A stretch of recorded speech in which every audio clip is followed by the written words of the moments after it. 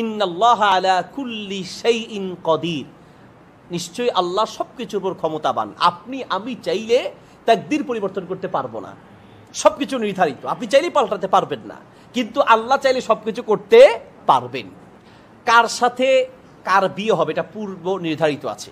আপনি ওই মেয়েকে বিয়ে করা ছাড়া কবরে যাওয়ার সুযোগ নেই, জোর করে হলে বিয়ে করাই ছাড়বে, বুঝেন না? অনেক সময় এরকম হয় না, যে দেখা করতে গেছে, অনেক দিনের রিলেশন, পত্রিকা আসছে, দেখা করতে গেছে, এবার একবারে বাপ চাচা আত্মীয় গোষ্ঠী যা আছে, মেয়ের কোনো একটা সমস্যা আছে, বাস বেঁধে বেটা দেখা করতে আসছিস, বিয়ে করে যাবি, তুই করবি করবি, তোর আব্বা প্রয়োজনে করবে।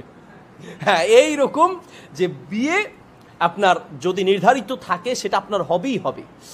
তাকদীরের কিছু বিষয় হচ্ছে মুআল্লাক আর হচ্ছে মুবরাম, কিছু আছে শর্তযুক্ত আর কিছু আছে শর্তহীন। তার মানে আপনি যদি দিন মতো চলেন, আল্লাহ সুবহানাহু ওয়া তাআলার কাছে দোয়া করেন, তাহলে আপনার আল্লাহ সুবহানাহু ওয়া তাআলা যদি চায়, তাহলে আপনার যদি খারাপ হওয়ারও কথা, সেখানেও আল্লাহ সুবহানাহু ওয়া তাআলা চাইলে আপনাকে ভালো একটা মেয়ের ব্যবস্থা করে দিতে পারেন। এমডি আনোয়ার খান, আপনি জানতে চেয়েছেন কার সাথে আমার বিয়ে হবে তাকে একদম নির্ধারণ করা নাকি এটা কর্মফল? ভাই আনোয়ার, এটা নির্ধারণ করা। আল্লাহ রাব্বুল আলামিন নির্ধারণ করে দিয়েছেন কার সাথে কার বিয়ে হবে। নবী করিম সাল্লাল্লাহু আলাইহি ওয়াসাল্লামের একটি হাদিস থেকে সুস্পষ্টভাবে বিষয়ে আমরা নির্দেশনা পাই। জন্ম মৃত্যু বিয়ে সবকিছু কার হাতে? কোন কার হাতে? আবার অনেকে ছন্দে ছন্দে বলে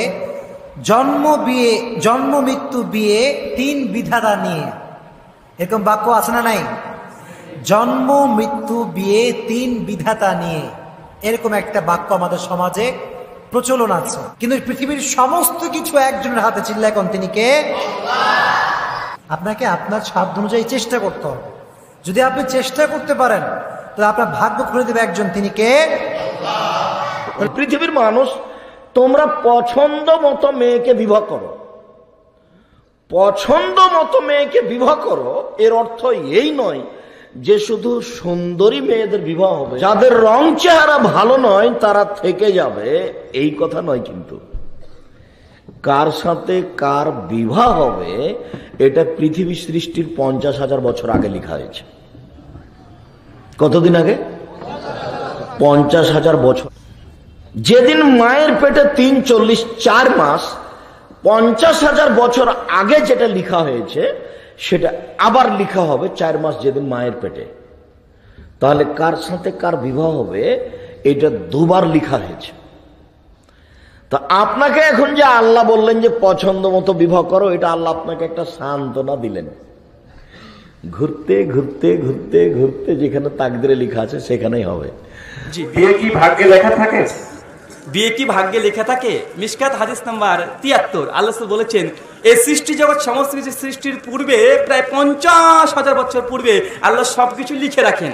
এখানে বিবাহ এটাও লেখা থাকতে পারে, সমস্ত কিছু। আসলে মুসলিমে আল্লাহ তাকদির অধ্যায়ের 11 নম্বর হাদিস তাকদিরের আল্লাহ বলেছেন যখন মাতৃগর্ভে সন্তান চলে আসে 40 দিনে তার আবারও তাকদির এখানে প্রেরণ করা হয়, লাহু মাহফুজ থেকে নিচে প্রেরণ করা হয়। আশা করি সেটি স্পষ্ট হয়েছে। ভিডিওটি ভালো লাগলে লাইক দিন, কোনো কিছু জানার থাকলে কমেন্ট করুন, ভিডিওটি অবশ্যই শেয়ার করুন। হতে পারে আপনার একটি শেয়ারের কারণে কারো উপকার হতে পারে। ইসলামিক ভালো ভালো ভিডিও পেতে চ্যানেলটি সাবস্ক্রাইব করুন।